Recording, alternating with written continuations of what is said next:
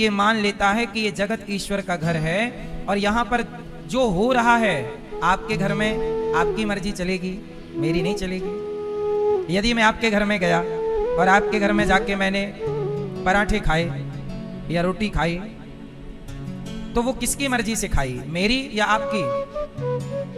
भाई घर के मालिक की मर्जी है ना। आप चाहे मुझे पूरी खिलाओ, रोटी खिलाओ, पराठे खिलाओ, अचार रोटी खिलाओ, मेरा काम है खाना। मेरे भूख लगी है तो मेरा काम है अब खिलाना क्या है ये आप डिसाइड करिए।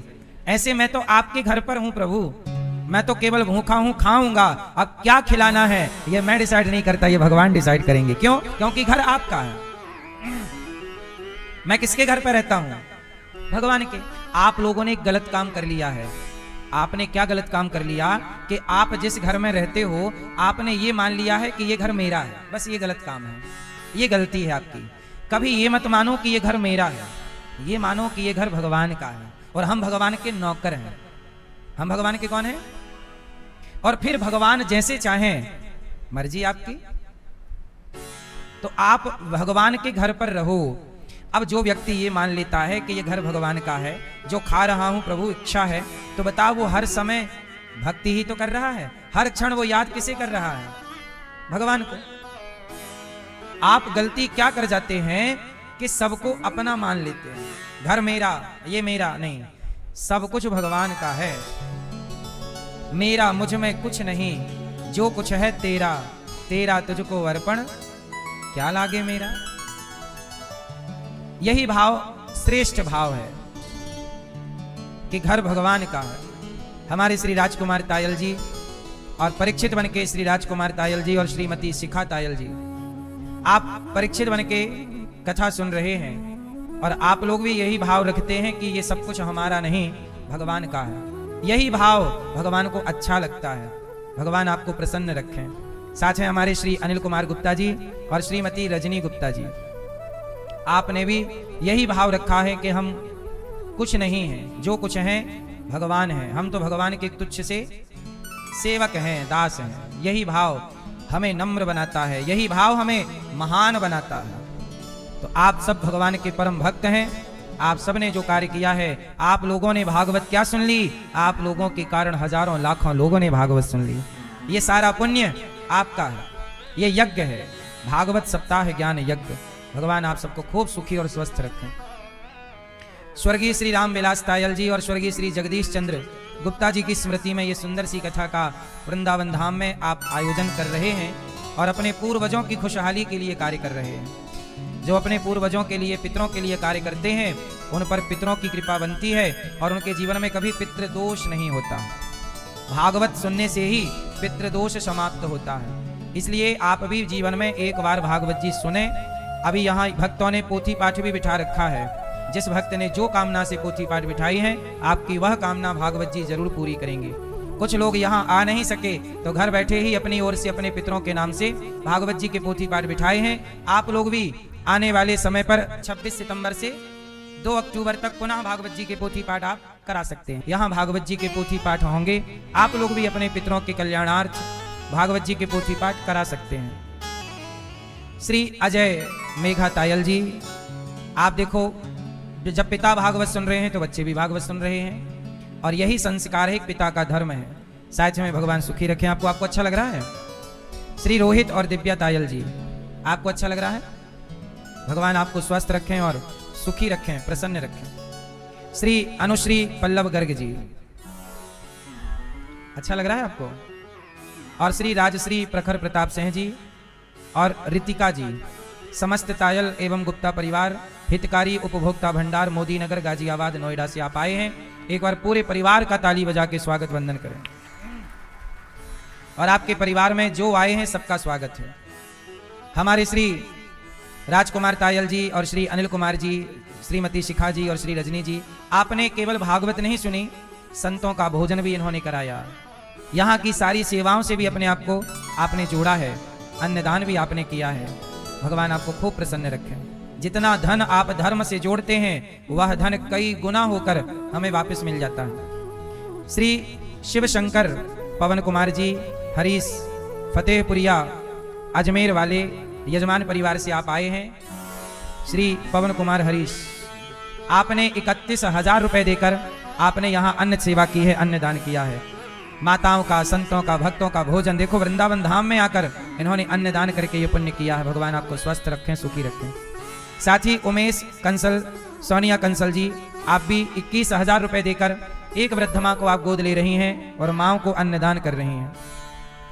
साथ ही अनिल गुप्ता जी, अनुश्री गुप्ता जी यजमान परिवार से हैं, आप 31,000 रुपए देकर दिन भर भोजन बंटवा करके पुण्य कर रही हैं। गौरी गोपाल में आज जो दिन भर भोजन बटेगा आपकी ओर से बटेगा। भगवान आपको प्रसन्न रखें। और अनुश्री गुप्ता जी, आप भी 21,000 रुपए का और आपने सहयोग किया और आपने माताओं के भोजन में भी सहयोग किया। भगवान आपको सुखी रखें। बेसहारा माओं को बच्चों ने तो निकाल दिया, पर आप लोग जैसे धरती पर महान लोग हैं जो किसी का सहारा बनते हैं। भगवान आपको प्रसन्न रखें। साथ ही सुमन बजाज जी, स्वर्गीय श्री अनिल बजाज जी मोदी नगर से हैं, आप 51,000 रुपए मैया सहयोग कर रही हैं और पूरे गौरी गोपाल की सभी सेवाओं से अपने आप को जोड़ रही हैं। मैया एक बार तालियां बजा के सभी दानवीर महापुरुषों का स्वागत वंदन करें। मैया आपने बड़ा पुण्य किया, आपने इतना बड़ा पुण्य किया, इतनी माओं के बारे में, यहाँ की सेवाओं के बारे में सोचा आपने। आपके सहयोग से सोचिए कितने भूखे को भोजन मिल जाता है, निराश्रित माताओं को आश्रय मिल जाता है, कितने बच्चे पढ़ते हैं। आज गौरी गोपाल गुरुकुल में बच्चों का व्रतबंध हुआ। व्रतबंध मतलब यज्ञोपवीत, यज्ञोपवीत मतलब जनेऊ संस्कार। यहाँ बच्चे पढ़ते हैं और ये देखो आज गुरुकुल में ये बच्चों के यज्ञोपवीत का कार्यक्रम हुआ और बच्चों का यज्ञोपवीत संस्कार हुआ। अब ये वेद पढ़ने के अधिकारी हो गए यज्ञोपवीत के बाद। ये गौरी गोपाल गुरुकुल के बच्चे हैं जो यहाँ पढ़ते हैं, 150 बच्चे हैं। आप सबके सहयोग से बच्चों को नाश्ता, भोजन और निःशुल्क शिक्षा मिल रही है। आपका बहुत बहुत धन्यवाद सभी दानवीर महापुरुषों का। आप भी इस योग्य हैं तो इन सेवाओं से अपने आप को अवश्य जोड़िएगा। प्रिय भक्तों, कल हम लोगों ने कथा में सुना कि भगवान प्रकट हुए। भगवान क्या हुए? मैया राधे राधे। सबको जय श्रीमन नारायण, जय श्री कृष्णा, राधे राधे, जय गौरी गोपाल। मैया, ओ मोबाइल वाली मैया, बैठ के चला लो मोबाइल मेरी माँ, बैठ जाओ। सुनो क्या हुआ कि भगवान प्रकट हो गए। अच्छा, हम लोग क्या होते हैं? हम लोग क्या होते हैं?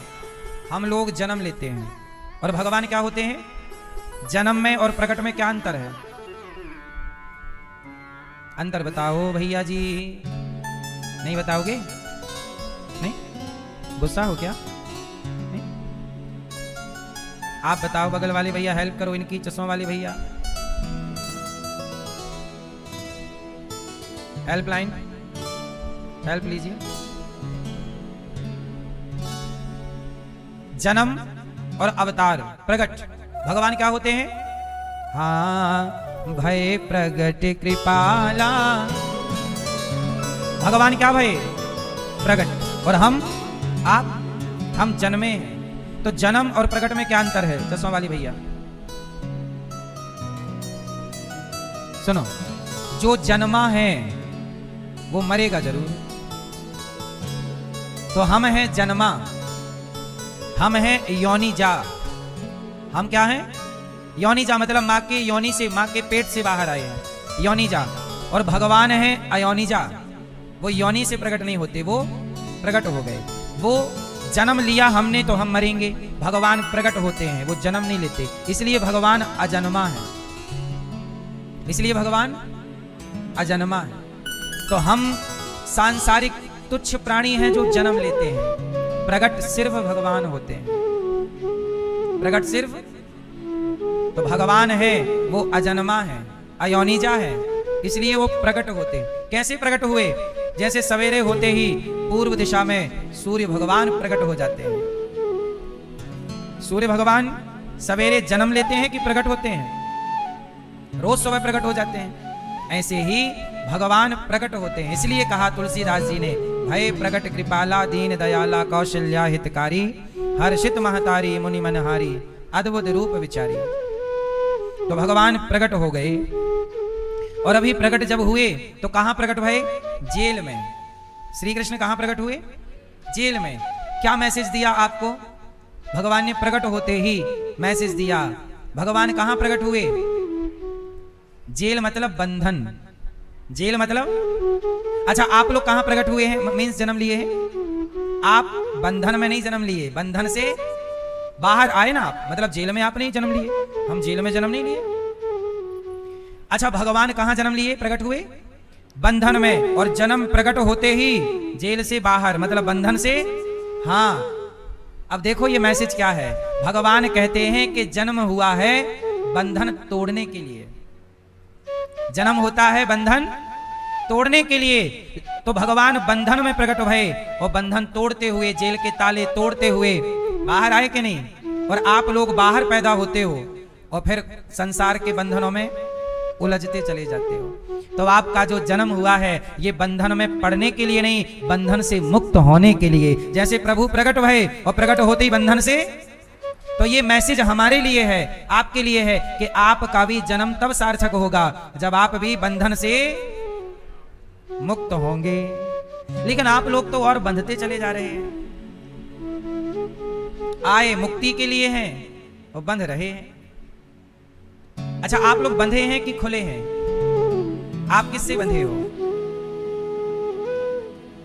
बताओ, भैया बताएंगे किससे बंधे हैं आप? किससे? परिवार से। भैया आप बंधे हैं कि नहीं? किससे? परिवार से। आप किससे बंधे हैं? दादाजी आप किससे बंधे हैं? अपने कर्तव्यों से हैं? अपने क्या कर्तव्य हैं आपके? परिवार। हाँ सिंपल, परिवार ही कहना था, लेकिन कितनी घुमा फिरा के आपने कहा। सही है।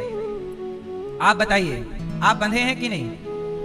नहीं आप बंधे हैं। आप किससे बंधे हैं भैया? चश्मा वाले।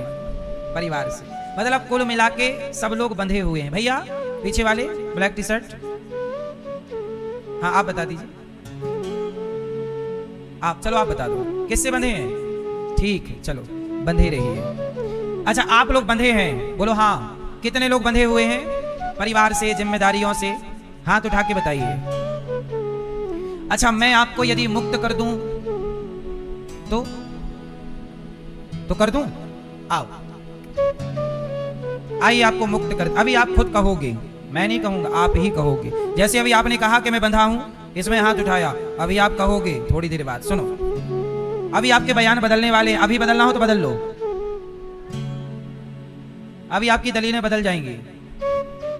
सुनो आप लोगों ने क्या स्वीकार किया? बंधन। हम बंधे हैं महाराज जी। अच्छा आप लोग कैसे बंधे हैं इसके लिए मैं एक छोटा सा उदाहरण देता हूं। एक गधा था, कौन था?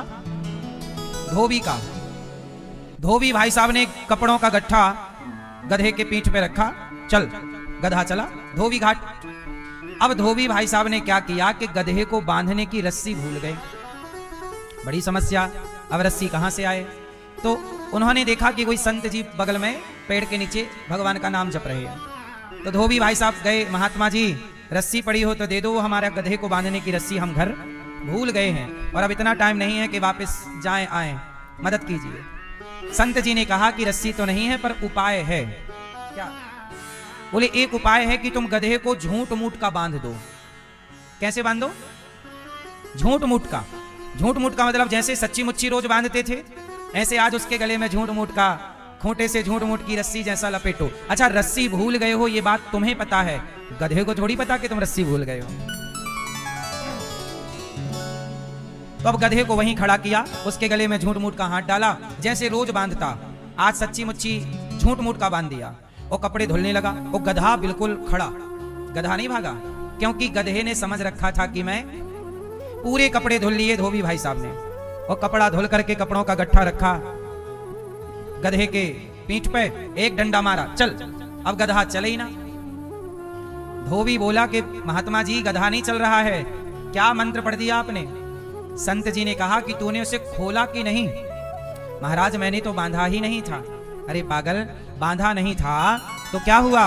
बांधने का अभिनय तो किया था, ऐसे खोलने का भी तो झूठ मूठ का अभिनय कर। उसके गले में हाथ डाला जैसे रोज डालता था, खोलने के लिए हाथ डाला, खोला, गधा चल पड़ा। अब सवाल आपसे है, बताइए गधा बंधा था कि नहीं बंधा था? उत्तर दो, जोर से, और जोर से, थोड़ा और। गधा बंधा नहीं था, पर उसने अपने को बंधा हुआ। अब बताओ वो गधा कौन?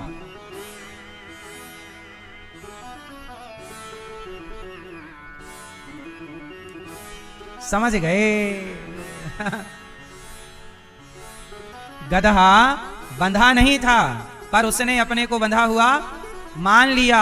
इसी तरह इस संसार में कोई भी किसी से नहीं बंधा, लेकिन आप भी अपने को जगत में बंधा हुआ मान चुके हैं कि हम परिवार से बंधे हैं। आज के आज यदि चले जाएं हम, तो क्या परिवार का कोई काम रुकेगा? आपने कहा हम परिवार से बंधे हैं, तो बताओ आपके मरने के बाद क्या आपके परिवार में क्या चूल्हा नहीं जलेगा?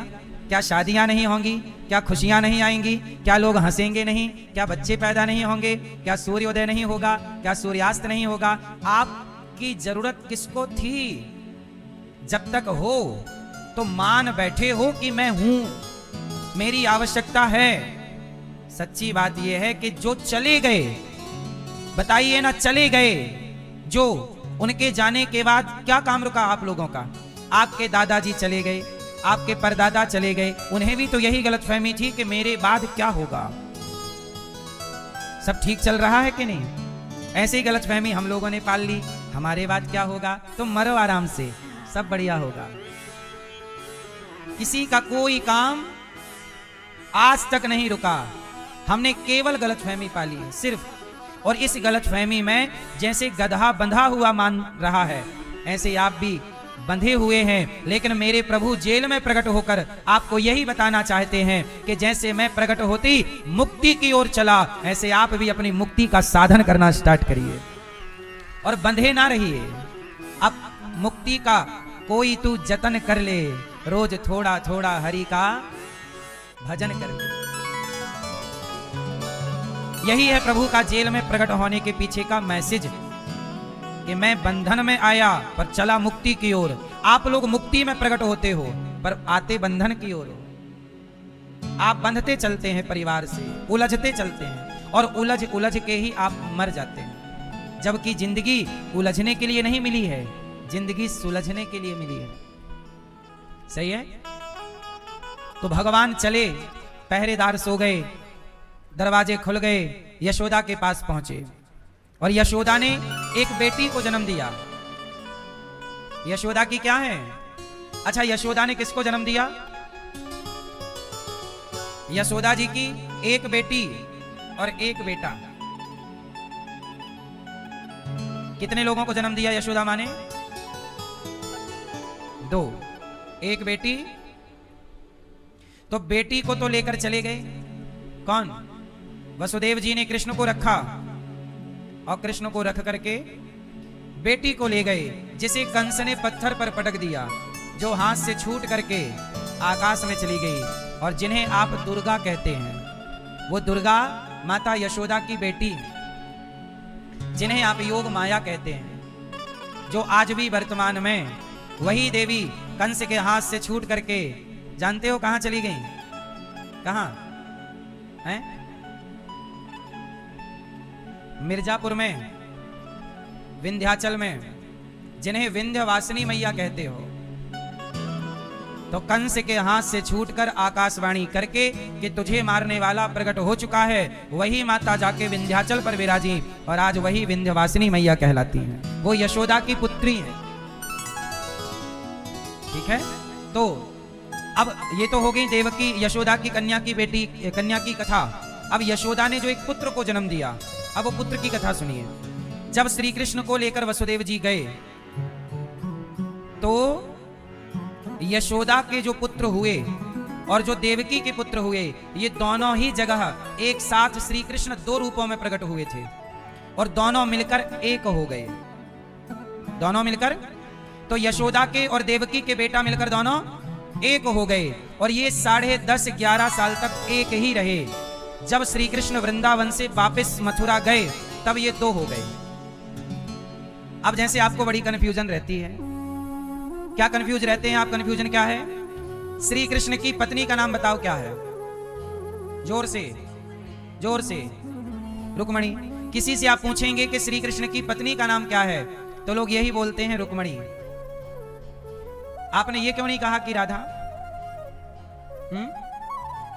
ये बात आपको किसने बताई? किसने बताई? सीरियल वाले टीवी पर जो परोसते हैं, कई बार बहुत गलत परोस देते हैं, जिससे सनातन की हानि भी हो जाती है। अब आपको मैं बताऊं, भगवान श्री कृष्ण की, भगवान कृष्ण एक ही समय पर दो रूपों में थे। आपको मैं दो रूप बताता हूं, चलो बताओ। वृंदावन में किसी भी मंदिर जाइए, बताओ श्री कृष्ण के हाथ कितने हैं? उत्तर। बिहारी जी के कितने हाथ हैं? राधा रमण जी के, राधा वल्लभ जी के, कहीं भी जाइए, श्री कृष्ण के कितने हाथ हैं? जोर से, जोर से, जोर से। वृंदावन में कहीं, बेटा बिहारी जी गए हो आप? नहीं गए? फिर जब बिहारी जी जाओगे, वृंदावन में कहीं भी जाओगे, तो दो भुजी कृष्ण हैं। कितने भुजी? लेकिन जब आप द्वारिका जाएंगे तो द्वारिकाधीश के कितने हाथ हैं? चतुर्भुज। बोलो हाँ। तो सुनिए, वृंदावन के कन्हैया दो भुजी हैं और द्वारिका के कृष्ण चतुर्भुजी हैं। तो जब प्रभु दो भुजी होते हैं तो लक्ष्मी राधा होती हैं, और जब भगवान चतुर्भुजी होते हैं तब लक्ष्मी रुक्मणी होती हैं। इसलिए जो वृंदावन के कन्हैया हैं वो यशोदा के पुत्र हैं, और जो द्वारिका के कन्हैया हैं वो देवकी पुत्र हैं। इसलिए कहा कि वृंदावन के कन्हैया कभी वृंदावन से बाहर नहीं जाते। तो द्वारिका के कृष्ण और वृंदावन के कृष्ण, दोनों में क्या अंतर है? एक दो भुजी हैं और एक, जब तक श्री कृष्ण वृंदावन में रहे क्या अभी भी हैं, पर लीला के लिए मैं ये बात कह रहा हूं, जब तक प्रभु की वो लीला यहां पर थी तब तक प्रभु के दो ही भुज थे। और जैसे ही द्वारिका गए तो भगवान हमेशा अपनी पत्नियों के साथ चतुर्भुज रूप में ही रहा करते थे। पूर्ण कृष्ण मतलब वृंदावन में जब तक थे तो छिप करके रहते थे। छिप कर क्या? कि मैं भगवान नहीं हूं, मैं सामान्य हूं, मनुष्य बनकर आए हैं ना। विप्रधेनु सुर संतहित लीन मनुज अवतार। तो यहां मनुष्य की लीला की, मक्खन चुराना, मटकी तोड़ना, वस्त्र का हरण करना, ये सब मनुष्य की लीला। लेकिन जब द्वारिका गए तो द्वारिका में प्रभु ने अपने बैकुंठ की लीला की है। वहां प्रकट हो गए कि वो कृष्ण है, मतलब भगवान है। यहां छिपके रहे, वहां प्रकट होकर रहे। तो जब भगवान कृष्ण को वसुदेव जी लेकर के आए तो यशोदा और देवकी के दोनों कृष्ण मिलकर एक हो गए और एक होकर यहां लीला करते रहे। अब जब यहां आए तो जैसे ही भगवान 6 दिन के भय, भगवान को मारने के लिए पूतना आ गई। कौन आया? पूतना। अब मैं एक बात थोड़ी सी और रह गई वो क्लियर कर दूं। रुक्मणी जी कौन है? उत्तर। कौन है रुक्मणी जी? हैं? और राधा कौन है? राधा जी भी वही हैं जो रुक्मणी जी हैं, और रुक्मणी जी भी वही हैं जो राधा है। अब आप कहोगे कि दोनों एक हैं, तो दो क्यों? क्योंकि कृष्ण की लीला भी तो दो हैं। समझो आप, लीला। अच्छा, राम जब तक रहे तो दो भुज में रहे। राम की पूरी लीला कितने भुजी है? राम जी सदा दो भुज। लेकिन भगवान श्री कृष्ण के दो लीला हुई, दो भुजी। और तो दो भुजी जब होंगी, जब दो भुजी लीला होगी तो लक्ष्मी जी क्या बन जाएंगी? जोर से, राधा। और चतुर्भुजी होंगी तो, इसलिए जहां दो भुज के कृष्ण होंगे सदा उनके संग राधा जी ही विराजेंगी, और जहां चतुर्भुज होंगे वहां रुक्मणी जी विराजेंगी। तो अब आपको एक चीज क्लियर करनी है कि रुक्मणी और राधा ये दोनों कौन हैं? अच्छा बताओ, रुक्मणी जी रुक्मणी होने से पहले क्या थी?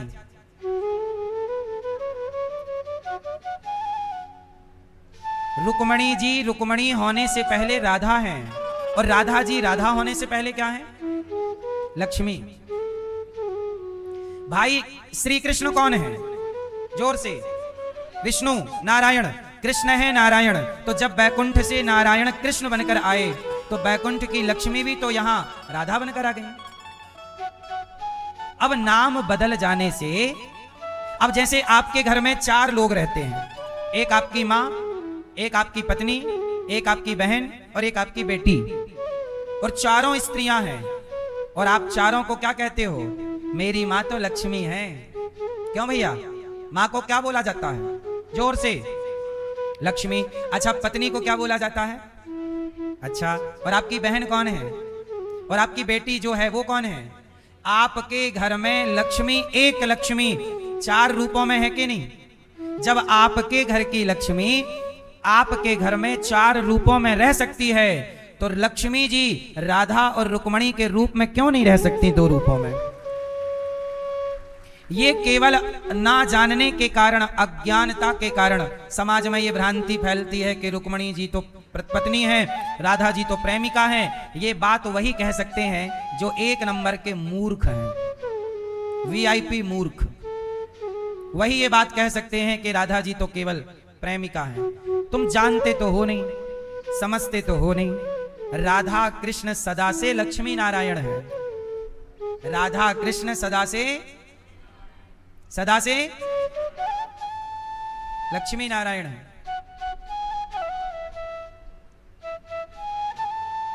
अब कृष्ण कौन है ये आपने समझ लिया। अब मैं आपको भगवान कृष्ण के पूर्व जन्म की कथा सुनाता हूं। सुनिए, भगवान कृष्ण पूर्व जन्म में क्या है आप बताइए? राम क्या है? हां, भगवान राम के कुछ काम अधूरे रह गए थे। कृष्ण अवतार की जरूरत नहीं थी। कृष्ण अवतार की प्लानिंग जानते हो कहां हुई? बताओ। कृष्ण अवतार की प्लानिंग राम अवतार में ही हो गई थी। क्यों? कृष्ण अवतार की कोई जरूरत नहीं थी, लेकिन राम जी ने देखा कि कुछ काम तो मेरे से हो ही नहीं रहा है, तो मुझे अगले युग में फिर आना पड़ेगा। जैसे आज मैंने कुछ काम किया पर जो रह गया उसके लिए मुझे कल फिर वो अधूरा काम पूरा करना पड़ेगा।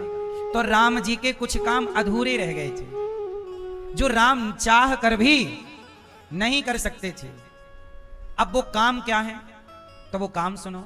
जब वो काम समझ में आ जाएंगे आपको, तब आपको राम भी समझ में आ जाएंगे और कृष्ण भी समझ में आ जाएंगे। तो तैयार हैं सुनने के लिए? तो सुनो, राम जी के कुछ काम रह गए। अच्छा, कुछ काम तो कृष्ण बनने से भी पूरे नहीं हुए। एक काम राम जी का अभी भी पेंडिंग चल रहा है और वो कलयुग में पूरा होगा। पहले मैं यहीं से शुरू करूं, चलो। राम जी का अभी भी एक काम पेंडिंग पड़ा है। कहो तो मैं आपको बता दूं? पता आप जो भी मैं बताऊंगा आप सबको पता है, मैं केवल याद दिलाऊंगा। मैया को जगाओ ताकि ये भी सुन लें। मैया सो गई मेरी मां। सुनो, राम जी का एक काम अभी भी पेंडिंग है। ये घटना तब की है जब राम वनवास से लौटे। जब वनवास जा रहे थे तो रास्ते में जानते हो राम जी को वैष्णव देवी मिल गई। वैष्णवी मैया, जिन्हें आप वैष्णव देवी कहते, वैष्णो देवी, तो वैष्णवी मैया मिल गई। तो तपस्या कर रही थी तो राम जी मिल गए। तो राम को देखकर चरणों में गिर पड़ी। राम जी बोले, आप देवी कौन है? कहा, स्वामी मैं आपकी तपस्या कर रही हूं। क्यों? आपको पति रूप में चाहती हूं। राम जी बोले, आप थोड़ी लेट हो गई, मेरा तो विवाह हो गया। नहीं प्रभु, आप तो प्रभु हैं, मेरे से भी कर लो, 2 हो जाएंगे ना। मैं मर्यादा पुरुषोत्तम हूं, मैं 2 विवाह नहीं कर सकता। अच्छा, जिद पकड़ ली वैष्णवी मैया, नहीं ब्याह करो, ब्याह मेरे से करो। अच्छा ठीक है, मैं 14 साल बाद लौटूंगा इसी रास्ते से। यदि आपने मुझे पहचान लिया तो मैं आपसे विवाह कर लूंगा। ठीक है। अब माता इंतजार, 14 साल का। राम जी लौटे रावण को मार के सीता जी को लेकर। तो गए वैष्णवी जी के आश्रम में, जंगल में थी, तो वहां गए तो वहां पर ना वो पहचान नहीं पाई। वो नहीं पहचान पाई, ये भी प्रभु की मर्जी थी। वो नहीं पहचान पाई, और जब नहीं पहचान पाई तो प्रभु ने कहा कि वचन मैं जीत गया हूं, अब मैं आपसे विवाह नहीं करूंगा। प्रभु आप नहीं करेंगे तो मैं कैसे रहूंगी? ठीक है, मैं आपसे विवाह करूंगा कलयुग में। अभी जाओ आप तपस्या करो और भक्तों की पुकार सुनती रहना, और मैं कलयुग में आऊंगा तब आपसे विवाह करूंगा।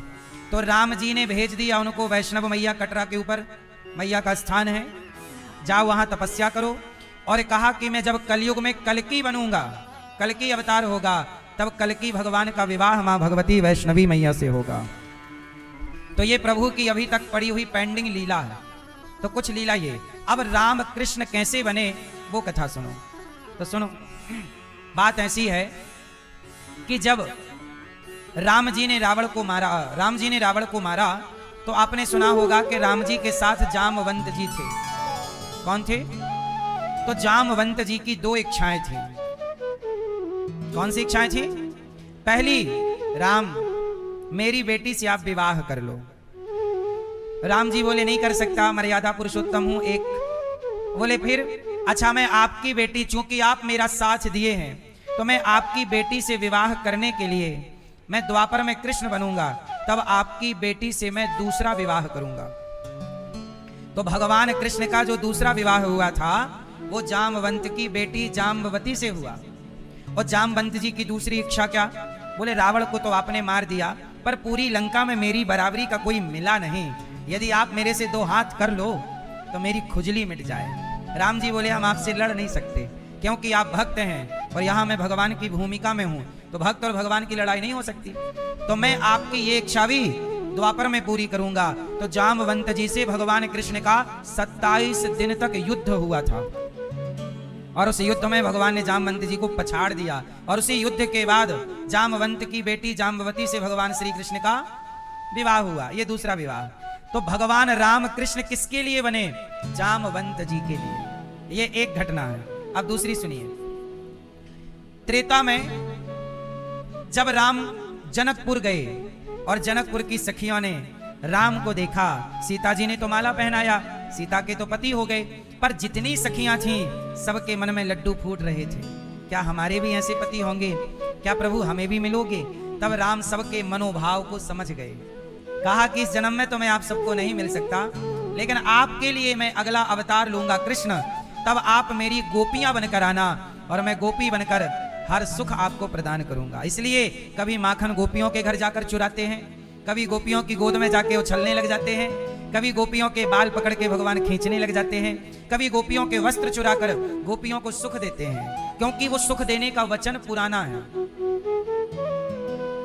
और भगवान रास रचाकर गोपियों को परम सुख देते हैं, उनको परम आनंद देते हैं। तो ये भगवान की वो लीला द्वापर की, त्रेता की द्वापर में पूरी हुई।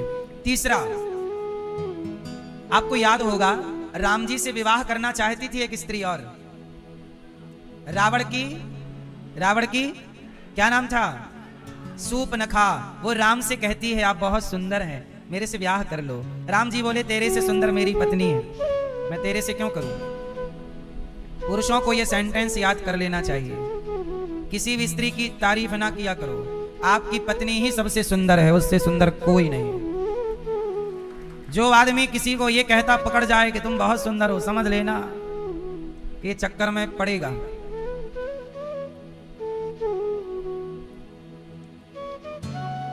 है ना? अपनी पत्नी के अतिरिक्त किसी और स्त्री की सुंदरता मत देखो, आपकी पत्नी ही सबसे अधिक सुंदर है। क्यों? ये बात सही है गलत है? भाई संसार सुंदर है, हमें क्या करना? सोना पड़ा है रास्ते में, कहते हैं ना जो हमारा नहीं है वो हमारे लिए माटी है। आपके पास धन है बहुत, परंतु हमारे लिए तो आपका धन मिट्टी है ना? नहीं है? आप किसी का धन देखो तो आपकी नजर में दूसरे का धन क्या है? माटी है। तो भाई हमारा धन ही हमारे लिए श्रेष्ठ है, आपका धन हमारे लिए माटी है। ऐसे हमारी पत्नी ही हमारे लिए श्रेष्ठ है, दूसरे की स्त्री हमारी केवल माँ है, हमारी केवल बहन है, हमारी केवल बेटी है। ये भाव सही है। पर नारी क्या होती है? पराई स्त्री राम के आगे आई, सूपनखा बहुत सुंदर हो, तो सम पुरुष नमो सम नारी, यह संयोग विधि रचा विचारी। कर लो ब्याह। राम जी बोले नहीं हो सकता। सूपनखा जिद करने लग गई, मैं तो ब्याह करूंगी, आपसे करूंगी। फिर आप सब जानते हैं नाक वाक कट गई। अच्छा, सूपनखा की नाक क्यों काटी लक्ष्मण जी ने? नाक ही क्यों काटी? हाथ काट लेते, पांव काट लेते, लंगड़ी कर देते। नाक काटी, नाक इसलिए काटी कि यदि हाथ काटते तो इसे बताना पड़ता कि मैं वहां गई थी तो हाथ कट गया। पांव काटते तो बताना पड़ता मैं राम के पास गई थी सो पांव कट गया। नाक इसलिए काटी कि इसे अब बताना नहीं पड़ेगा कि मैं कहां गई थी, लोग देखते ही समझ जाएंगे कि नाक कटाने ही गई थी। क्या कटाने गई थी? इसलिए नाक कटा के आ गई, नक कटी। अब सूपनखा क्या कहती है? राम से विवाह करना। अच्छा, आपको पता है बाद में सूपनखा का क्या हुआ? सूपनखा जब रावण सब मर गया और राम जी राजा बन गए, सीता जी, तब सूपनखा पुष्कर चली गई। कहां चली गई? पुष्कर। और सूपनखा ने 10,000 साल तक तपस्या की ब्रह्मा जी की। ब्रह्मा जी आए, कहो सूपनखा क्या चाहती हो? हे ब्रह्मदेव, मैं राम को चाहती हूं, मैं राम को। अच्छा देखो, राम को चाहना गलत तो नहीं है, राम को तो आप लोग भी चाहते हो, हर भक्त राम को प्यार करता है, तो राम से प्यार करना गलत तो नहीं था। बोली राम को चाहती हूं, तो ब्रह्मा जी, ये पूरा डिपार्ट ब्रह्मा जी का तो नहीं है ना, तो ब्रह्मा जी ने भगवान से कहा प्रभु आपके लिए तपस्या कर रही है, क्या कहूं? तब भगवान वैकुंठ से, गोलोक धाम से भगवान बोले कि कह दो कि मैं उसे द्वापर में मिलूंगा और द्वापर में उस पर कृपा होगी, करुण दृष्टि होगी, करुणा की दृष्टि। जाओ। वही सूपनखा द्वापर में कुब्जा बनी। क्या बनी? रावण की एक दासी थी जिसका नाम था कुब्जा, जो रावण के लिए चंदन घिसती थी। और आज भगवान जब पहुंचे ना मथुरा तो कुब्जा से मांग रहे हैं चंदन, सुंदरी चंदन। वो कुब्जा पिछले जन्म में कौन थी? तो कुब्जा पर भगवान ने कृपा की, उसकी कुंवर ठीक की और उस पर कृपा की, और उसने प्रभु को पति के रूप में देखा। तो कहने का अर्थ यह है कि इतने सारे पेंडिंग काम राम के थे जो जिनके लिए उनको अवतार लेना जरूरी था, इसलिए राम ही कौन बन गए? इसलिए जो समझदार सत्संगी भक्त होगा वो राम में और कृष्ण में कोई अंतर। अब कुछ लोग राम कृष्ण को भी अलग अलग मानते हैं। भाई रूप ही अलग अलग है, नाम ही अलग अलग है, लीलाएं अलग अलग हैं, पर जो राम और कृष्ण हैं वह दोनों एक ही हैं। पर अज्ञानी लोग दो मान लेते हैं। कुछ लोग क्या कहते हैं कि राम जी की 12 कलाएं हैं, कृष्ण जी की 16 कलाएं हैं। ऐसा सुनते होंगे आप। कितनी कलाएं सुनते हैं? ये कलाएं राम कृष्ण की नहीं है। अब एक्चुअली क्या है, लोग पूरी बात नहीं समझते और ना सत्संग के द्वारा पूरा ज्ञान जानना चाहते। कलाएं राम की और कृष्ण की नहीं है, भगवान की कलाएं तो अनंत हैं। कितनी हैं? अनंत कलाएं। 16-12 में क्या तौलते हो? ये कलाएं, राम जी सूर्यवंशी हैं तो सूर्य की कलाएं 12 होती हैं, तो लोगों को लगा राम के 12 कला है। कृष्ण चंद्रवंशी हैं तो चंद्रमा की कलाएं 16 होती हैं, वो कलाएं चंद्रमा की हैं, वो कलाएं सूर्य की हैं, ना कि राम की और ना कि कृष्ण की। अब ये सूर्य की 12 कलाएं, कलाएं मतलब 12 राशियां। कितनी राशियां हैं? 12 राशियां हैं, मेष इत्यादि। देखो आप, इन राशियों में सूर्य चलते रहते हैं। नहीं कहते आज सूर्य जब मकर में पहुंचे तो मकर संक्रांति होगी, कर्क में पहुंचे तो मीन में पहुंचे, मेष में पहुंचे, वृश्चिक में पहुंचे, कन्या राशि में पहुंचे, ऐसे हैं। तो सूर्य भगवान कितनी राशियों में विचरण करते हैं, इसलिए सूर्य की कलाएं 12 हैं। ये कलाएं किसकी हैं? ना कि राम की। चूंकि राम सूर्यवंशी हैं तो लोग उन्हें सूर्य की 12 कलाओं को राम की 12 कला मान लेते हैं। अच्छा, चंद्रमा की कलाएं कितनी हैं? कौन कौन सी? अमावस्या, अमावस्या, फिर पहली प्रतिपदा, द्वितीय, तृतीय, चतुर्थी, पंचमी, मतलब हर दिन का चंद्रमा अलग होता है। प्रतिपदा चंद्रमा, अमावस्या का चंद्रमा बिल्कुल लापता। बोलो हाँ। प्रतिपदा का थोड़ा सा, द्वितीय का थोड़ा ज्यादा, तृतीय का थोड़ा और बड़ा, चतुर्थी, पंचमी, षष्ठी, सप्तमी, अष्टमी, नवमी, दसवीं, एकादशी, द्वादशी, त्रयोदशी, चतुर्दशी और फिर पूर्णिमा, पूर्णिमा का पूरा। तो चंद्रमा की कलाएं कितनी हो गई? पहली तिथि से पूर्णिमा तक 15 और एक अमावस्या, टोटल तो 16 कलाएं चंद्रमा की हैं। क्योंकि कृष्ण चंद्रवंशी हैं तो लोगों को लगता है कि 16 कलाएं कृष्ण की हैं, जबकि भागवत जी में लिखा है कि जब भगवान सांदीपनी जी के यहाँ पढ़ने गए तो वहां 64 कलाएं सीख कर आए। कितनी? 64। तो जिनकी कलाएं ऑलरेडी लिखित में 64 हों, उन्हें अज्ञानी लोग 16 कला बताते हैं। समझो ना आप। इसलिए भगवान, अब सुनो, भगवान राम, अब एक कथा और है। अच्छा आपको बताऊं, अभी मैंने क्या बोला, यशोदा के कृष्ण अलग हैं और देवकी के कृष्ण। एक्चुअली क्या थी कि यशोदा माँ के भगवान की पहले प्लानिंग अलग थी, बाद में भगवान की प्लानिंग चेंज हो गई। प्लानिंग क्या थी? पहले प्लानिंग ये थी कि भगवान कृष्ण यशोदा के पुत्र बनकर प्रकट होंगे। सुनना, अब प्लानिंग किसके द्वारा चेंज हुई वो आपको कथा बताऊंगा। पहली प्लानिंग क्या थी कि मैं किसका बेटा बनूंगा? जोर से, जोर से, यशोदा। लेकिन बाद में जरा सी प्लानिंग चेंज हो गई। वो चेंज क्या हुई कि बीच में माता कैकेयी माता घुस गई। कौन माता? अब ये कहां है तो सुनो। जब राम जी वनवास में चित्रकूट में थे तो राम से मिलने एक माता कैकेयी आई। कौन आई? माता कैकेयी। अच्छा, माता कैकेयी ने राम को कितने साल का वनवास मांगा है? 14 ही क्यों? 16, 20, 40, 10, 15, 14 साल का वनवास क्यों? 15 साल राउंड फिगर था, 10 साल 20 साल कह देती, 20 साल का वनवास राम का नहीं, 14 क्यों? क्यों जानते हैं? 14 साल का वनवास इसलिए मांगा था माता कैकेयी ने क्योंकि जिस दिन राम जी वनवास गए उस दिन से रावण की उम्र 14 साल ही बची थी। इसलिए जिस दिन राम जी ने रावण को मारा उसी दिन राम जी अयोध्या आए थे। पता है आपको? बताओ दीपावली क्यों मनाई जाती है? गलत उत्तर है ये। हम लोगों ने निबंध में भी यही लिखा है कि राम जी के आने से दीपावली मनाई जाती है, पर वास्तविक में ये बात सत्य नहीं है। ये बात पढ़ाई जाती है स्कूलों में, पर ये बात सत्य नहीं। सत्य ये है कि दीपावली इसलिए नहीं मनाई जाती कि राम जी आए। यदि राम जी आए तो दीपावली में राम जी की पूजा होनी चाहिए, लक्ष्मी जी की क्यों होती है?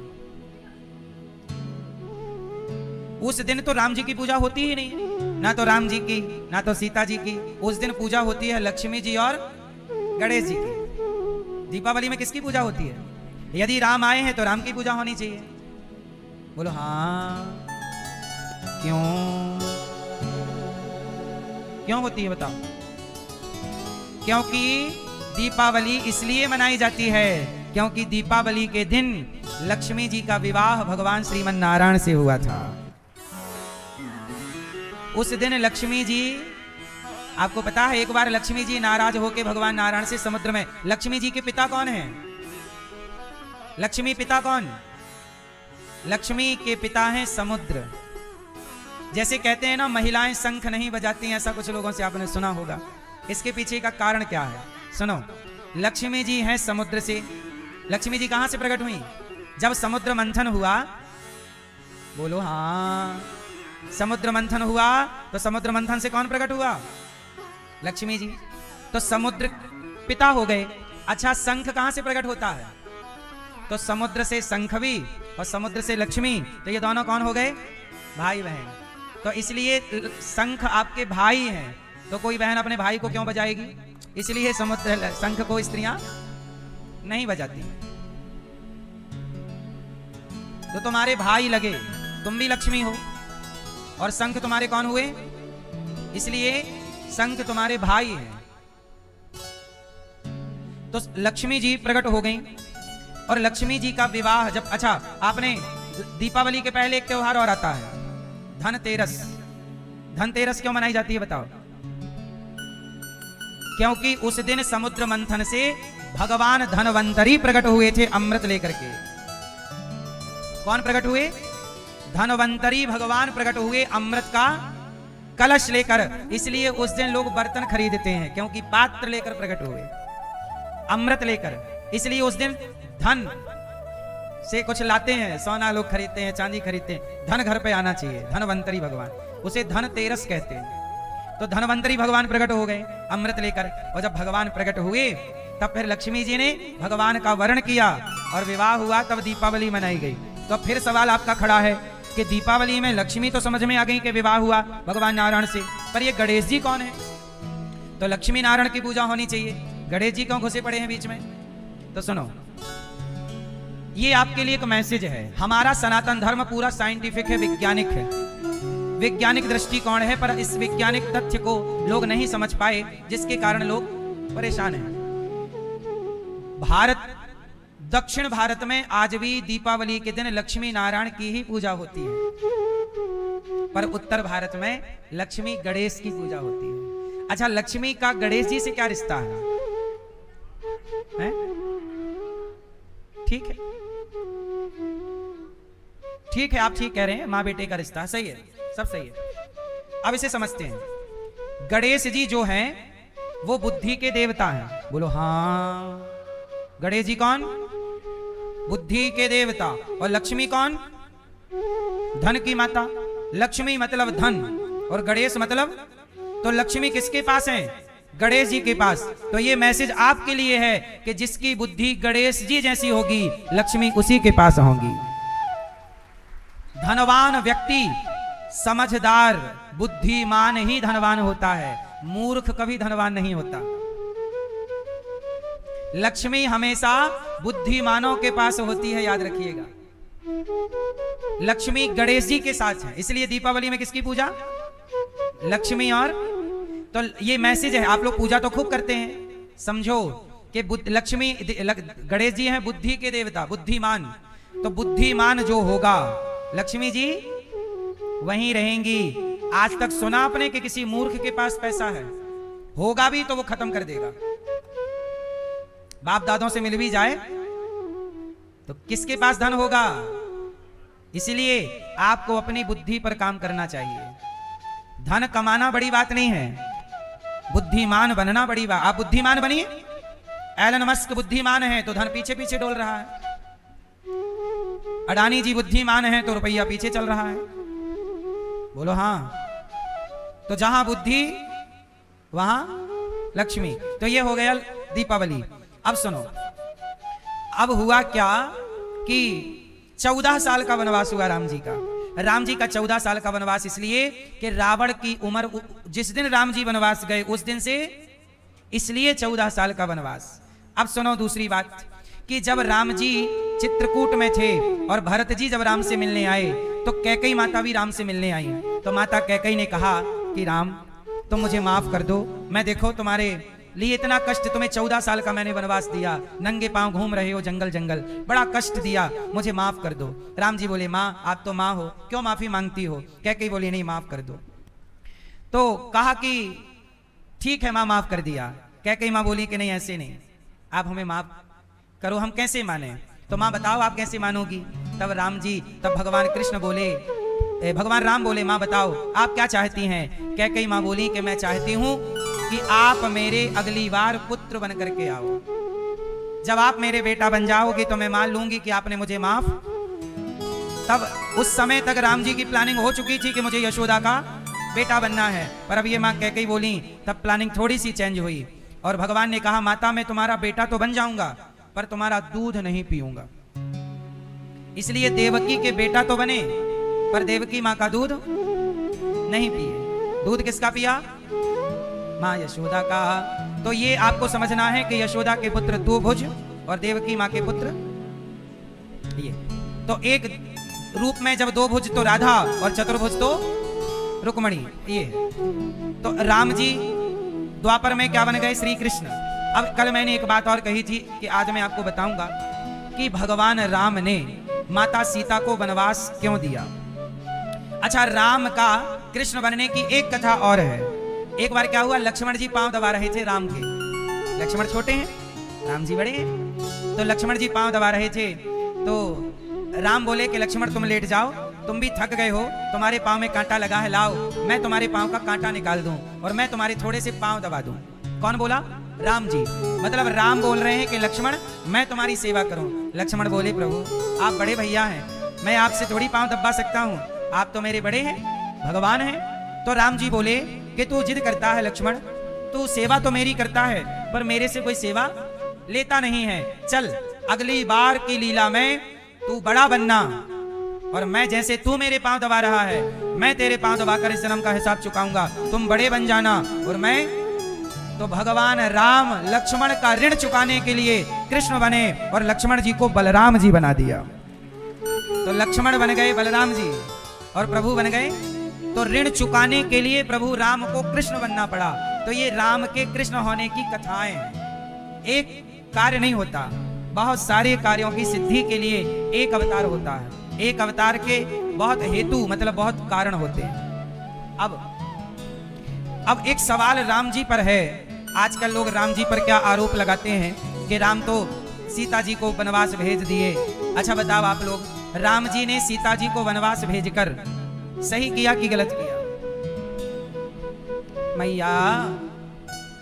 मैया राम जी ने सीता जी को गर्भावस्था में कहां भेज दिया? सही किया कि गलत किया? क्या किया आप बताओ?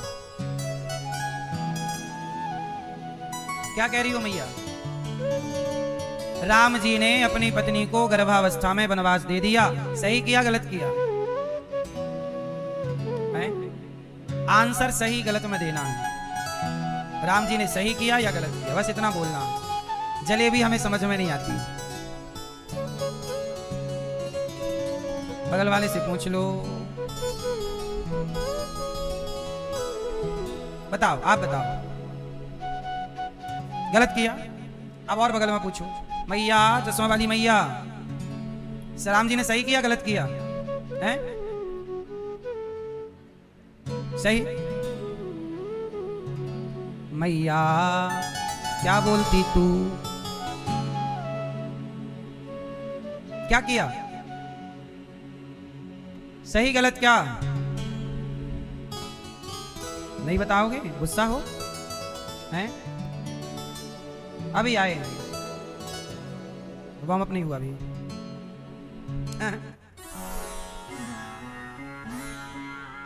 सुनो, भगवान राम जो करते हैं सही ही करते हैं। भगवान थोड़ी गलत करते हैं, गलत इंसान करता है, भगवान नहीं। तो फिर आप कहोगे कि यदि भगवान ने सही किया तो अपनी पत्नी को गर्भावस्था में कौन घर से निकालता है?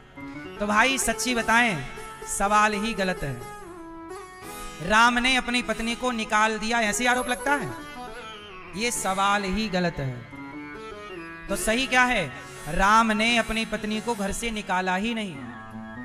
वाल्मीकि रामायण पढ़ लीजिएगा, तो नहीं निकाला। तो फिर सीता जी तो गई थी वहां वाल्मीकि जी के आश्रम में, लवकुश वहीं हुए। हाँ गई तो थी, पर राम के कहने से नहीं। सच बताओ, सीता जी किसके कहने से वहां गई थी? जोर से। वाल्मीकि रामायण पढ़ेंगे तो वहां एक कथा है कि जब सीता जी गर्भवती थी तो राम जी को कहा, प्रभु आओ। राम जी आए तो सीता जी बहुत खुश थी। तो राम जी बोले, सीता आज बहुत खुश हो, क्या बात है? तब सीता जी ने कहा कि प्रभु आप पिता बनने वाले हैं। आप ये खुशखबरी राम जी ने सुनी पहली बार। किससे? सीता जी से, कि आप पिता बनने वाले, मैं गर्भवती हूं। राम बहुत प्रसन्न हुए। और राम की तो पूर्वजों की मर्यादा है वचन। सीता मैं तुम्हें वचन देता हूं, कुछ मांग लो। तुमने मुझे खुश किया है कि तुम मेरे पुत्र की मां बनने वाली हो, कुछ मांग लो मेरे से। तो सीता जी ने क्या मांगा वो सुनना। ये बात लोग नहीं जानते, पूरी घटना नहीं जानते, इसलिए लोग कुछ भी राम पर आरोप लगा देते हैं। अब सच्चाई क्या है वो सुनो। राम जी ने सीता जी से कहा कुछ मांगो, तो सीता जी ने मांगा क्या? हे प्रभु, मैं आपसे यही वरदान चाहती हूं कि मेरे जो बच्चे हैं वो इस अयोध्या में जन्म ना लें। इस अयोध्या में जन्म ना लें। क्यों? क्यों सीता, क्यों? क्योंकि यहां का वातावरण अच्छा क्या अच्छा नहीं है? क्यों? आप देख लो ना, कैकेयी मां, कल की घटना है ये घटना। ये खुशखबरी देने से एक दिन पहले एक घटना घट गई थी सीता जी के साथ।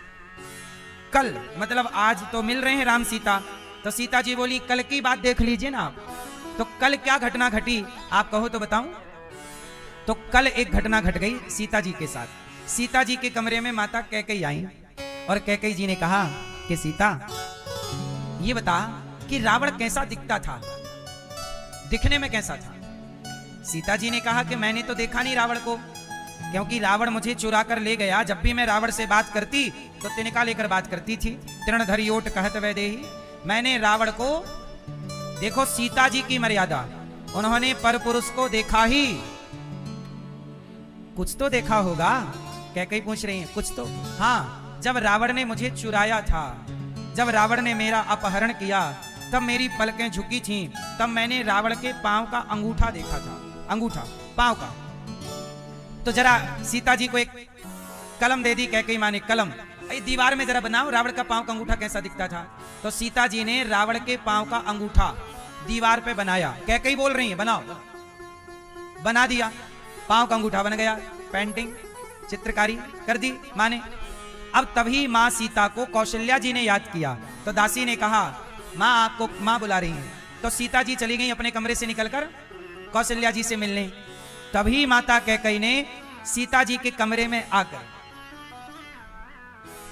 देखा कि पांव का अंगूठा बना है। अच्छा, सीता जी कैकई माँ ने रावण को देखा था। कैसे देखा?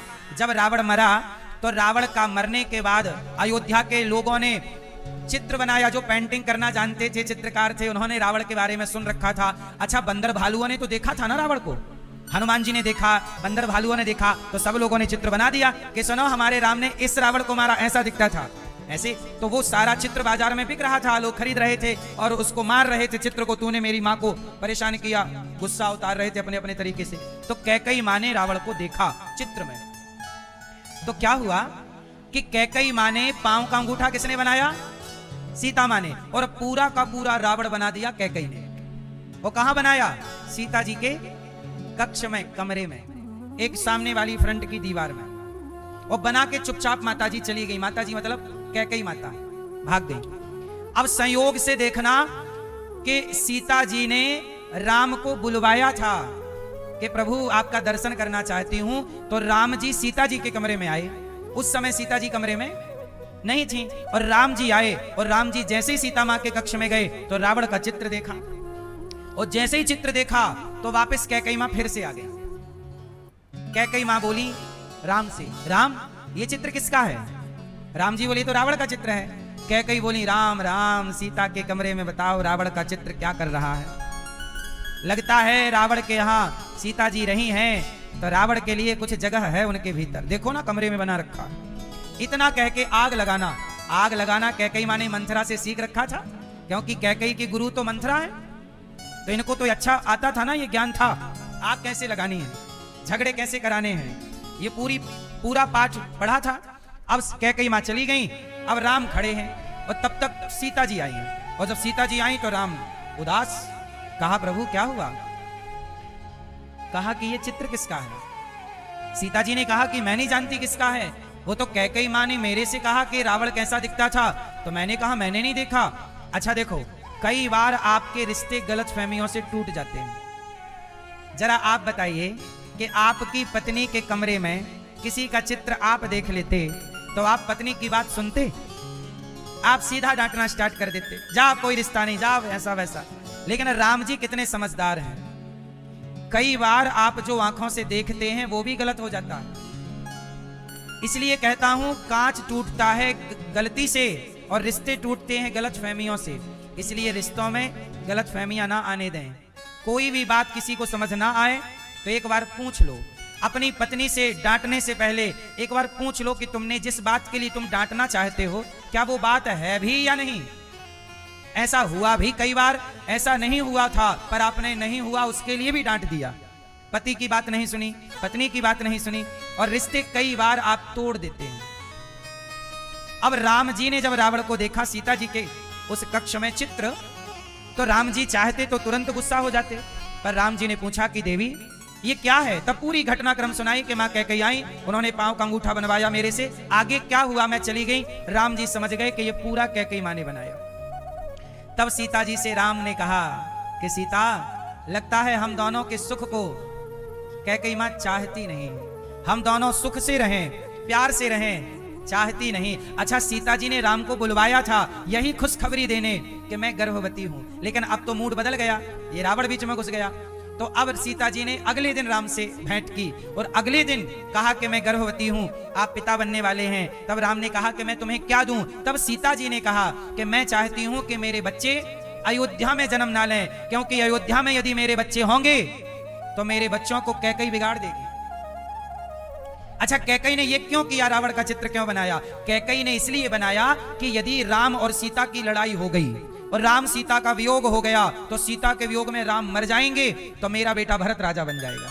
अभी भी भरत को राजा बनाने का ख्याल चल रहा है। अब ये सब घटना हुई तो सीता मां ने कहा कि मैं चाहती हूं कि मेरे बच्चे अयोध्या के वातावरण में ना रहें। और तभी धोबी वाली बात आ गई। एक धोबी ने अपनी पत्नी से कह दिया, एक वस्त्रक ने अपनी पत्नी से कह दिया कि मैं तुझे स्वीकार नहीं करूंगा। तू रात को पता नहीं किसके पास थी। उसकी पत्नी रात को घर आ रही थी, वो काम करती थी अयोध्या में किसी के घर। तो वो रात को जैसी शाम को चली तो पानी गिरने लगा, तो नाव चली नहीं पानी में, तो वो केवट के यहाँ उसकी पत्नी रात भर रुक गई। और सवेरे गई तो उसने कहा कि मैं तुझे स्वीकार नहीं करूंगा, तू अपवित्र है, पता नहीं किसके साथ रहकर आई। अब वो धोबी अपनी पत्नी को लेकर राम जी के दरबार में आ गया। महाराज न्याय करो, मेरी पत्नी साफ है, शुद्ध है कि अशुद्ध है, कैसे न्याय होगा? तो राम जी ने कहा कि भाई न्याय तो ये है कि तेरी पत्नी पर तेरे को भरोसा नहीं है क्या? पहली बात तो तू घर पर बैठा है, पत्नी से काम करा रहा है।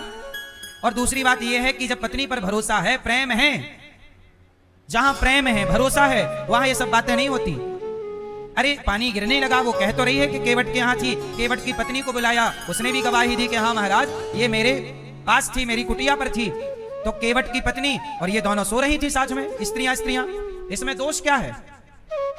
नहीं महाराज, मैं कोई आपकी तरह थोड़ी हूं, आप तो बड़े आदमी हैं, आप तो राजा हैं, आपको कोई नहीं कहता। आप तो रावण के यहाँ पत्नी आपकी थी, आपने रख लिया, आपको कोई नहीं कहेगा, पर मैं तो छोटा आदमी हूं, मुझे सब लोग कहेंगे कि तेरी पत्नी तो रात भर पता नहीं कहां थी, लांछन लगाएंगे। मैं नहीं सुन सकता महाराज, मैं कपड़ों में दाग धुलता हूं, धोबी हूं, मैं चरित्र का दाग नहीं सहन कर सकता। अपनी बात कहता कहता राम जी को भी लपेट लिया, सीता जी को भी लपेट लिया कि तुम्हारी पत्नी खुद रावण के यहां थी, आपने रख लिया क्योंकि आप बड़े आदमी हो, आपको थोड़ी कोई कुछ कहेगा।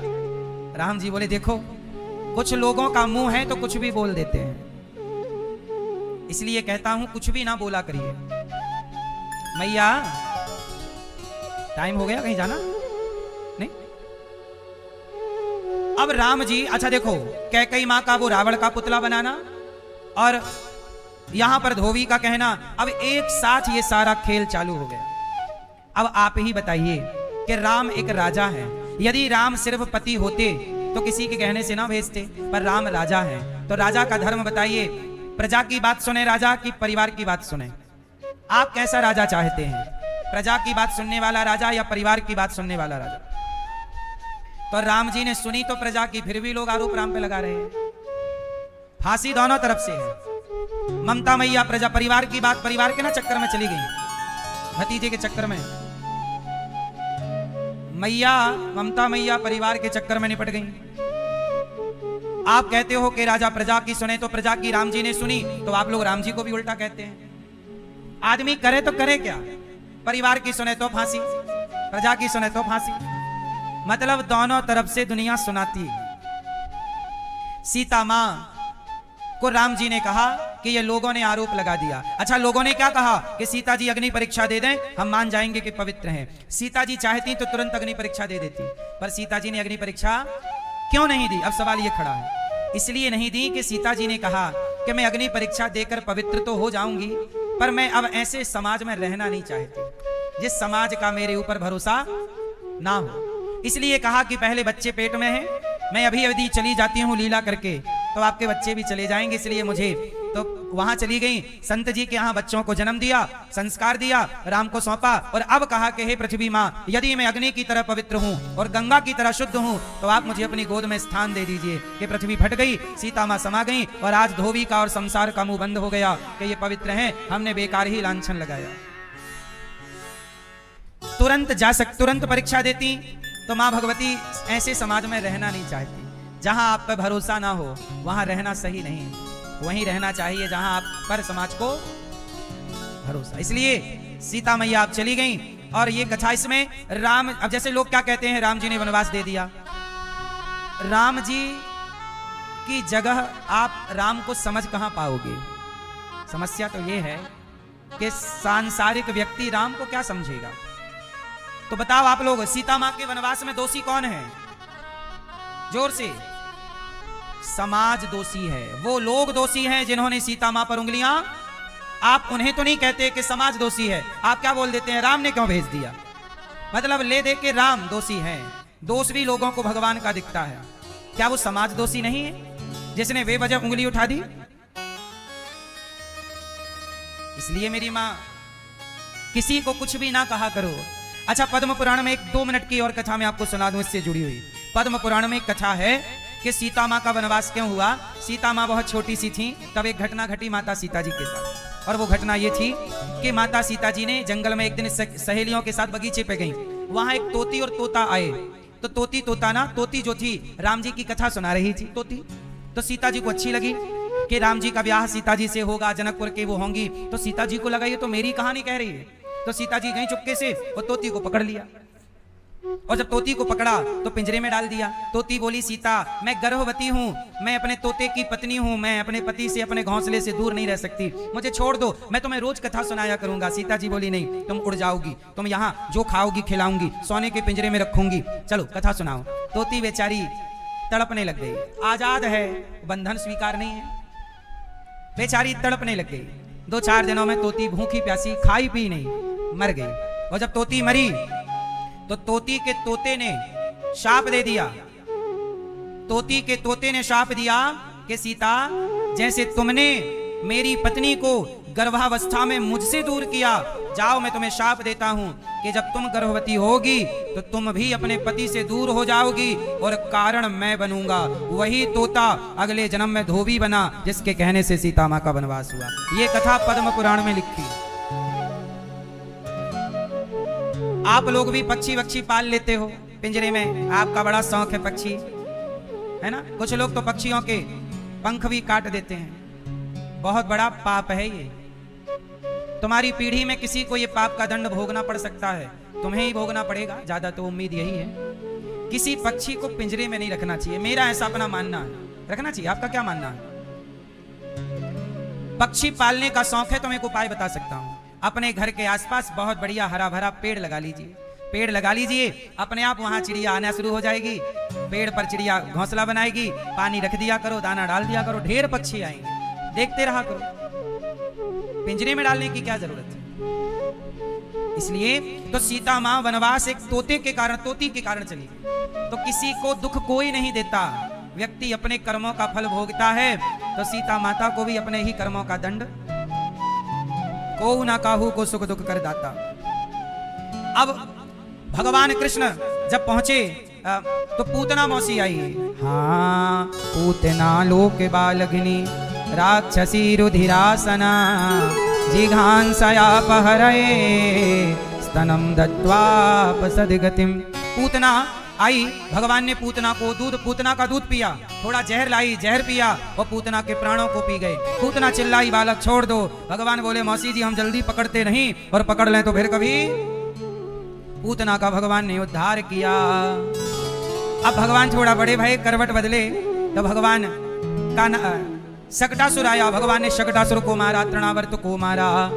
गर्गः पुरोहितो राजन यदो नाम सुमहातपा ब्रजम जगामनंदस्य वसुदेव प्रचोदितः। हुआ क्या कि गर्गाचार्य जी आए और गर्गाचार्य जी ने भगवान का नामकरण किया। यशोदा आपके पुत्र का नाम है कृष्ण और रोहिणी आपके पुत्र का नाम है राम, लोग कहेंगे बलराम। तो नाम क्या पड़ा? कृष्ण और कृष्ण बलराम। गर्गः पुरोहितो राजन अयम ही रोहिणी पुत्रो रमयन् सुहृदयो गुणैः और शुक्लो रक्तस्तथा पीता इदानीं कृष्णतां गतः। कृष्ण और बलराम नाम। अब भगवान थोड़ा बड़े भये, भगवान के दांत आ गए हैं, और भगवान जब बड़े भये तो भगवान ने घुटनों केवल चलना स्टार्ट कर दिया। अब भगवान तोतली भाषा से माँ को, यशोदा को मैया मैया कहने लग गए। क्या कह रहे हैं भगवान? मैया। आप अपनी माँ को क्या बोलते हो? मम्मी। भैया आप मम्मी का अर्थ बताओ। चलो, मम्मी मीन्स अर्थ। मम्मी किसे कहते हैं? नहीं, माँ मम्मी मतलब माँ नहीं होता। कई बार आप जल्दी में क्या बोलते, मम्मी कहाँ हो? मम्मी क्या होती है? मम्मी होती है कि लाश, मरी हुई। मरी हुई को क्या बोलते हैं? मम्मी। तो आपकी माँ तो जिंदा है, क्यों निपटा रहे हो? मम्मी क्यों बनाने पे तुले? मम्मी रॉन्ग है। आप इतने पढ़े लिखे हैं, इतनी सी बातें नहीं समझेंगे तो फिर हम किससे उम्मीद करेंगे? मम्मी आज के 100 साल पहले क्या इस सनातन में, क्या इस भारत में कोई भी बेटा अपनी मां को मम्मी कहता था? बताओ। तो आपने क्यों शुरू कर दिया? एक बार विचार तो करते। मम्मी किसे कहते हैं? मम्मी लोग नहीं कहते मम्मी रखी है सालों पुरानी मम्मी, मुर्दे को मम्मी कहते हैं। मम्मी मतलब हमारा देश गुलाम था अंग्रेज मुसलमानों का, मुगलों का, तो वो कहते हैं अम्मी। मुसलमान क्या बोलते हैं अपनी माँ को? अम्मी जान। तो उनका अम्मी से तुमने मम्मी कर लिया, क्या जरूरत थी तुम्हें किसी की नकल करने की? इसलिए मम्मी नहीं, क्या कहोगे? मैया, माँ। क्या कहेंगे? आज से क्या कहेंगे? माँ, मैया। बेटा क्या कहोगे? मम्मी कहोगे। मम्मी मतलब मरी हुई। बोलो हाँ। आप क्या कहोगे भैया? माँ। माँ कहिए, माता जी कहिए, माता जी, माँ, मैया। ये 3 बातें आपके लिए। और जैसे आप अपने पिता को क्या बोलते हो? पापा। पापा किसे कहते हैं? पापा मतलब पिता नहीं, पापा एक तरह की गाली है। पापी को पापा कहते हैं। पापा मतलब क्या होता है? पापी। बहुत बड़ा पापी को पापा कहते हैं। थोड़ा सा हिंदी समझ लेते हैं। जहां जहां पापा शब्द आया है संस्कृत में, रामचरितमानस में भी पापा शब्द आया है, पर वो पापा पापी के लिए आया है, पिता के लिए नहीं है। पापा कभी पिता संबोधन नहीं हो सकता। पापी, पापा मीन्स, अब एक चौपाई बोल रहा हूं, अर्थ आप बोलिएगा। कलयुग का यह परम प्रतापा, मानस पुण्य होय नहीं पापा। ये आ गए आपके पापा जी। पापा, इस पापा का अर्थ क्या है यहां पर? पापी। तो जहां भी पापा शब्द होगा, गीता में भी पापा शब्द है, पापा, वो पापी के लिए संबोधन है, पापी को इंगित कर रहा है। और आप लोग पता नहीं कहां से सीख गए, अपने बाप को रोज कहते पापी कहीं का। पापी, पापी, पापा मतलब पापी है। पापी यहां दिन भर अपने कितनी गालियां दे देते हो अपने पिताजी को रोज? 25-50 बार पापी कहीं का। सोचिए आप लोगों ने अपने आज की आधुनिकता, आज का मॉडर्न, आज के इस बदलते भारत में क्या क्या बदल लिए। बाप को पापी बना दिया और कह रहे हैं हम बदले हुए भारत में। कुछ चीजें नहीं बदल सकती ना। पिता को पिता ही रहने दो। पिताजी कौन है? वो आपके पिता कहिए। हमारे सनातन में बाबूजी कहने की परंपरा है। आप लोग क्या कहते हैं अपने माता पिता को? देखो इस उम्र के लोग ना मम्मी ना बोलते होंगे, क्यों आप लोग मम्मी कहते हैं? माँ को, माँ को, माँ। ये मम्मी पापा अभी 25-50 साल से लॉन्च हुआ है भारत में,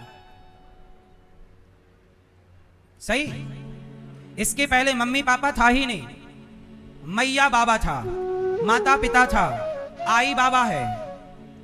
महाराष्ट्र में बोलते हैं आई बाबा। आई मतलब माँ, बाबा मतलब पिता, बाबूजी।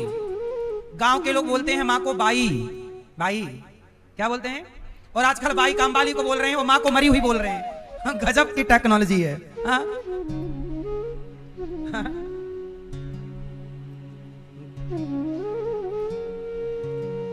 तो आज से सुधार करिए। माँ को मैया, माता जी, और बाप को पापा कह के गाली ना दो। पापा एक तरह की गाली है, ये याद रख लीजिएगा। बाबूजी, आपके बच्चे आपको क्या बोलते हैं? पापा बोलते हैं। फिर बच्चे दे रहे हैं ना गाली आपको। समझा दो कि बेटा गाली ना दो, बुढ़ापे में तो ना दो। रोज बोलते पापी हमारे लिए ले आना। पापी कहाँ हो? पापी कहाँ पहुंचे? कब आओगे पापी? खाना तुम्हारे संग पापी। आओ भोजन तैयार है पापी, आओ खा लो पापी। ये आप लोग बोल रहे हैं, आप अपने पे हंस रहे हैं, मेरे पे नहीं।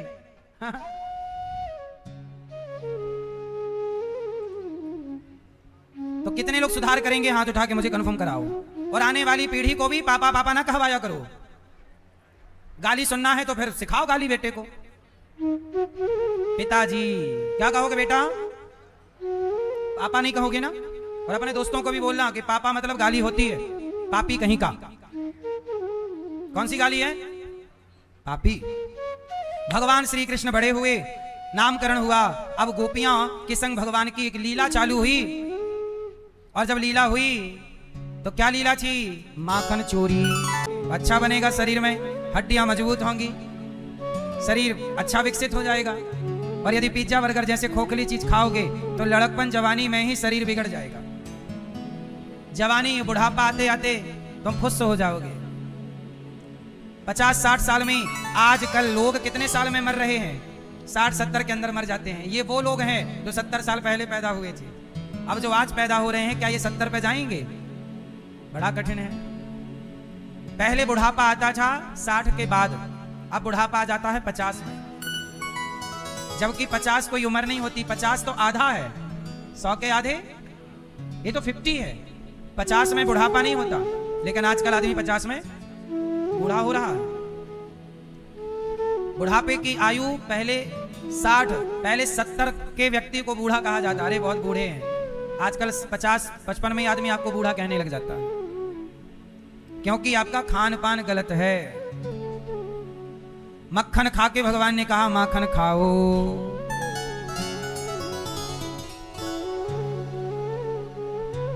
हाँ, कभी माखन चुरा लिया, कभी मटकी उठा लिया।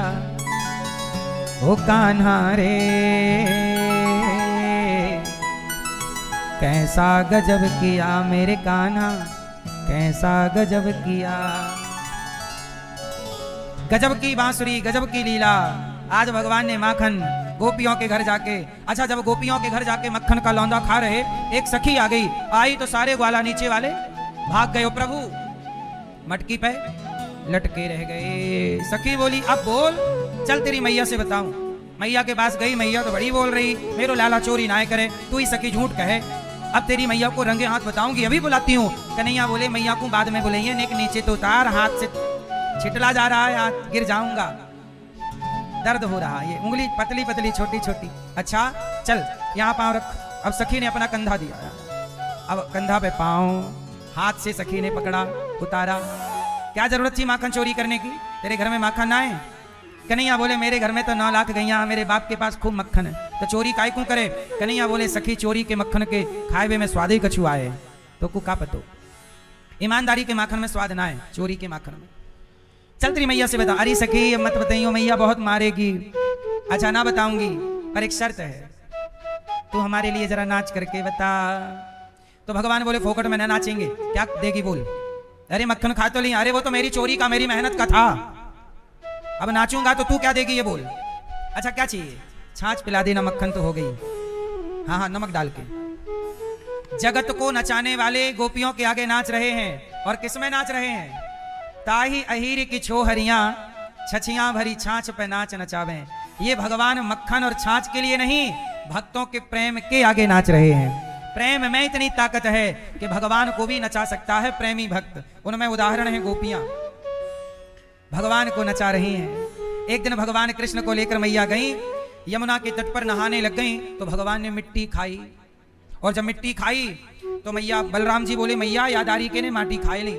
मैया बोली चौरे लाला मुखड़ो खोल। अब मुख खोला तो मैया को माटी वाटी तो नजर ना आई, इतने से मुख में पूरा पूरा ब्रह्मांड नजर आया।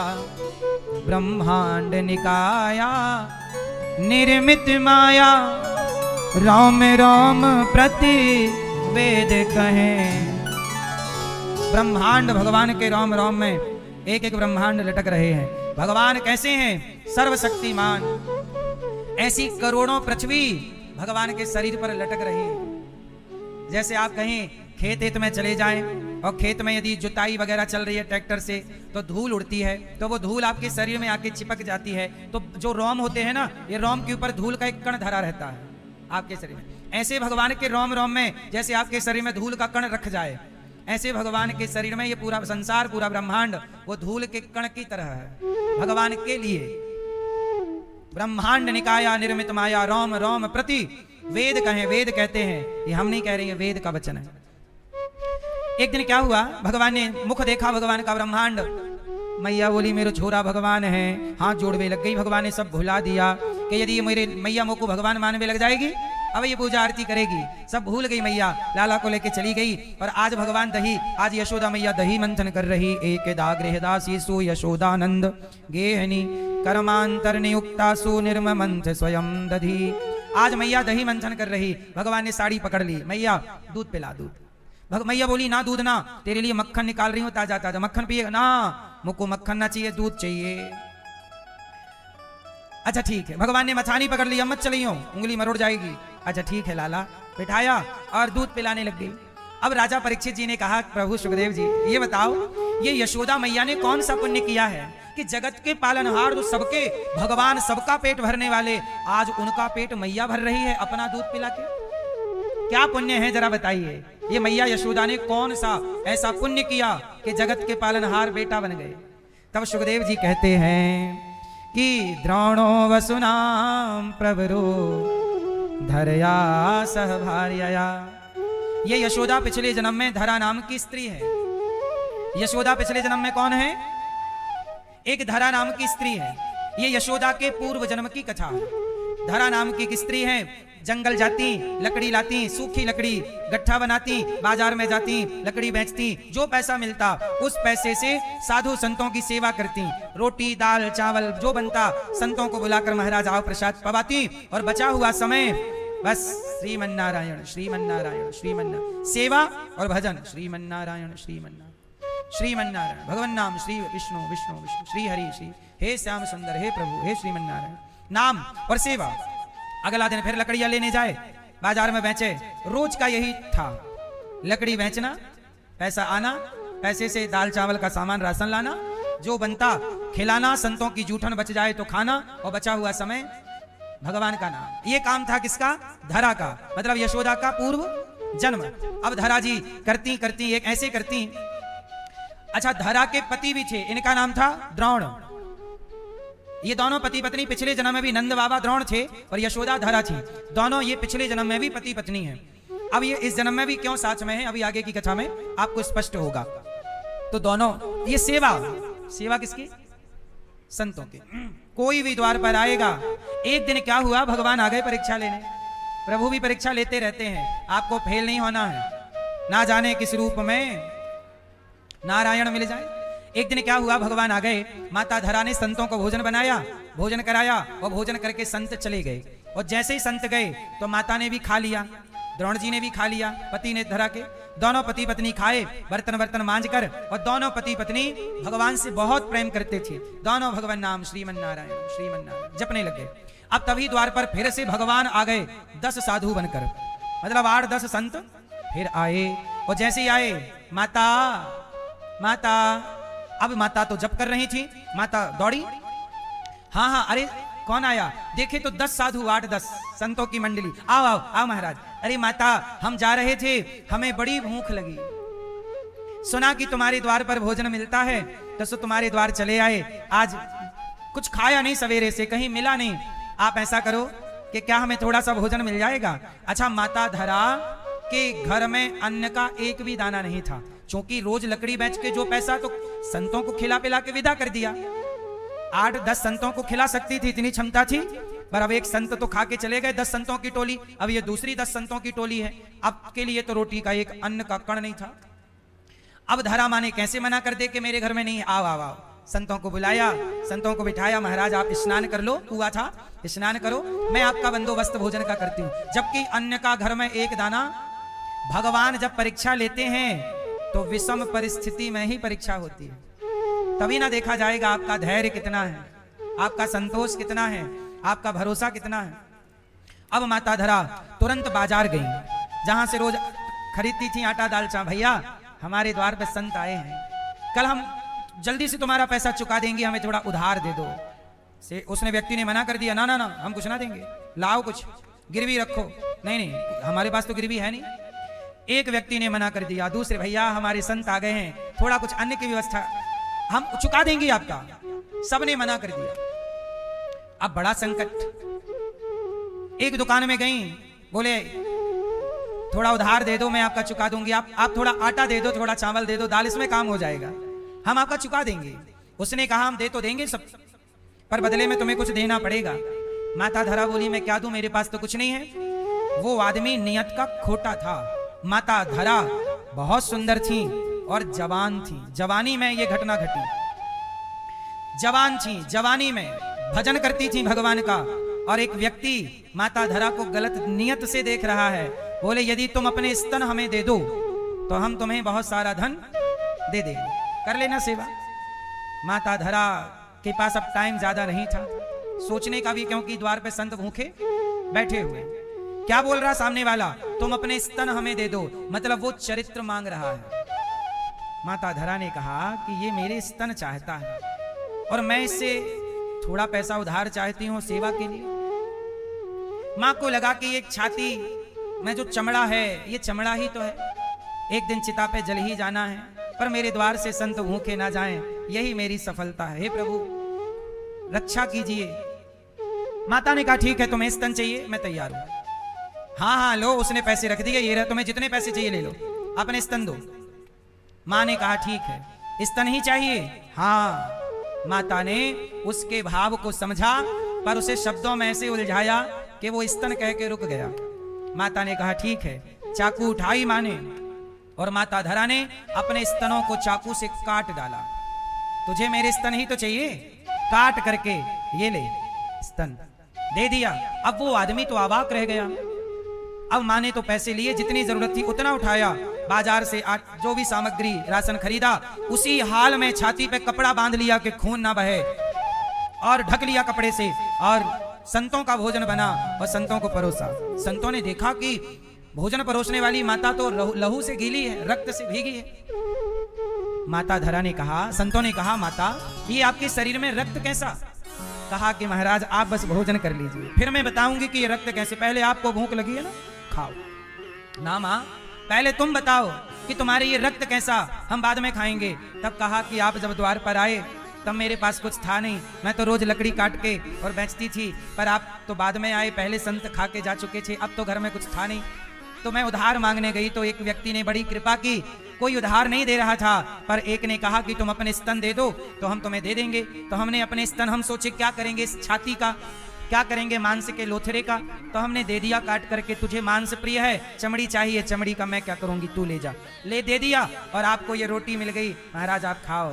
जब ये बात बड़ी सहजता से मां ने कहा कि आपके भोजन के लिए मैंने अपनी छाती काट दी, तो भगवान की आंखों से आंसू आ गए। कहा मां मैं तुम्हारे से ऋण से ऋणी हो गया, तुम्हारी सेवा से ऋणी हो गया। तुमने सेवा के लिए छाती कटवा दी और अपने स्तनों को कटवाया। मां अब मैं तुम्हारी सेवा से ऋणी हो गया। देखो जब आप साधु सेवा, जब आप सेवा करते हो ना, इस सेवा से भगवान ऋणी होते हैं। माता धरा से भगवान, अब वो संत के रूप में भगवान श्री हरि प्रकट हो गए, और भगवान श्रीमन नारायण प्रकट होकर बोले माता तुमने स्तन काटे हैं, अगले जन्म में तुम मेरी माता बनोगी, और जितना खून तुमने बहाया छाती से, तुम्हारा दूध पीकर तुम्हारा ऋण चुकाने आऊंगा, तुम्हारा पुत्र बनकर। वही धरा यशोदा बनी, और वही नारायण कृष्ण कन्हैया बन के खेल रहे हैं, और मैया से कह रहे हैं दूध पिला, मुझे मक्खन ना चाहिए, बाद में खाऊंगा, पहले दूध पिला। और जिद कर रहे हैं, मैया लिटाई और अपना स्तन भगवान के मुख में दे दिया, और भगवान दुग्ध पान कर रहे हैं, दूध पी रहे हैं। सारे देवता तृप्त, वाह प्रभु जो सुख यशोदा को है, आज तक ये सुख किसी को नहीं मिला। यशोदा और माता तो कौशल्या भी हैं, पर कौशल्या माँ को भगवान कृष्ण जितने चंचल हैं, जितना सुख कृष्ण से यशोदा को मिला, इतना सुख राम से बाल्यकाल में कौशल्या माँ को नहीं मिला। इसलिए ये कृष्ण क्यों मिले? सेवा के। ये कथा स्वामी श्री करपात्री जी ने प्रयागराज में सुनाई थी।